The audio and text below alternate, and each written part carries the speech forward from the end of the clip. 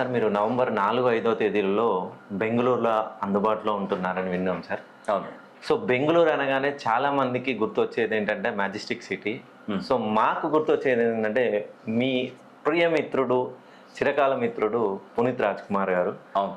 So సార్తో మీరు చాలా సన్నిహితంగా ఉన్నారు. మీరు ఎప్పుడు వచ్చినా బెంగళూరులో వాళ్ళ దగ్గరే ఉండాలని సార్ దగ్గర నుండి ఒక మాట తీసుకున్నట్టుగా మాకు విశ్వసనీయ సమాచారం సార్. ఇది నిజమేనా? రైట్ రైట్ తప్పకుండానండి. ఇప్పుడు వాస్తవానికి ఏంటంటే నేను 25 ఏళ్ళ క్రితం నుండి కూడా నేను మెజెస్టిక్ బస్ స్టాండ్ ఉంది కదా, అక్కడ నుండి గాంధీనగర్ 6th క్రాస్ ఓకే, వాళ్ళకు పునీత్ రాజ్ కుమార్ గారి హోటల్ ఉంది, రాజకుమార్ ఇంటర్నేషనల్ హోటల్. ఓకే, అక్కడికి ఎప్పటికీ వచ్చినా అక్కడ దిగేవాడిని. ఓకే. ఇప్పుడు దాదాపుగా ఈ మధ్యకాలంలో ఏంటంటే బెంగళూరుకు రావడం మానేశాను. ఓకే. ఈ మధ్యకాలం నుండి కొంచెం నాకు అతను ఎప్పుడైతే కాలం చేశారో నాకు బెంగళూరు అంటే గుండెలో బాధ, విపరీతమైనటువంటి బాధ. ఓకే. ఎందుకంటే అంత మంచి మనిషిని మనం మళ్ళీ తిరిగి పొందలేమండి. ఓకే. వాస్తవానికి ఏంటంటే యాక్టింగ్ వేరు, లోపల ఉన్న కోణం వేరు. రియాలిటీ లోపల ఉన్న కోణం వేరు.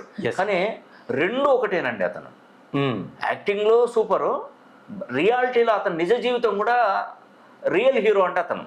ఓకే. నేను తప్పుగా అనుకోవద్దు, అంటే నేను అంటానని బ్రహ్మానందం గారు ఉన్నారు. Yes sir. ఒకరోజు నేను ఏదో రామానాయుడు స్టూడియోకి వెళ్ళి మామూలుగా చూస్తుంటే అతని అంటే ఒక బిహేవియర్ ఎట్లా అంటే చాలా రూడ్గా అనిపించిందండి. ఓకే. ఉన్నట్టు చెప్తాను. నన్ను ఆయన కోపడినా మంచిదే, సినిమా వాళ్ళంతా నన్ను కోపడినా మంచిదే. రూడ్ బిహేవియర్ అన్నది రూడ్. అట్లా ఏంది, డబ్బులు శాశ్వతం అండి. ఈరోజు లక్షల కోట్లు ఉండండి, వేల కోట్లు ఉన్న మనిషి ఈరోజు ఒక హీరో లగ్జరీగా కారులో తిరుగుతున్నాడంటే అది మనం ఇచ్చిన డబ్బే. అతను అంత లగ్జరీగా ఉన్నాడని మనమే అతనికి దేవుళ్ళం. నేను నా శాస్త్రం మీద చెప్తున్నానండి, నా క్లయింట్సే నాకు దేవుళ్ళు. ఈరోజు నేను కారులో తిరుగుతున్నాను, 4 పూటల భోజనం చేస్తున్నాను, 3 పూటల భోజనం, నా పిల్లల్ని చదివించుకుంటాను, నేను ఏసీలలో ఉంటున్నాను అంటే కారణం ఎవరండి? మీరే. మీరే నాకు దేవుళ్ళు. కానీ నేను నా ద్వారా మిమ్మల్ని బాగుపరుస్తున్నాను. ఓకే. జీవితకాలం బాగుపరుస్తున్నాను అంటే ఇద్దరికి అలాంటి సంబంధం ఉండాలండి, ఉంటేనే మంచిది. ఎప్పుడైనా ఎవరైనా ఏమున్నదండి, మనం బయట వాళ్ళు కలిస్తే మంచిగా నిదానంగా ప్రశాంతంగా చేసి మాట్లాడితే ఏం పోతుందండి మనకు? ఆ రోజు నాకు చాలా బాధ అనిపించింది. జస్ట్ ఒక నేను ఇట్లా అంటే చెప్తున్నా, అక్కడ ఎవరో ఫోటో ఇట్లా దిగారని చెప్పేసి ఆ ఫోటో డిలీట్ చేయి అని చెప్పేసి డిలీట్ చేయించాడు అతను.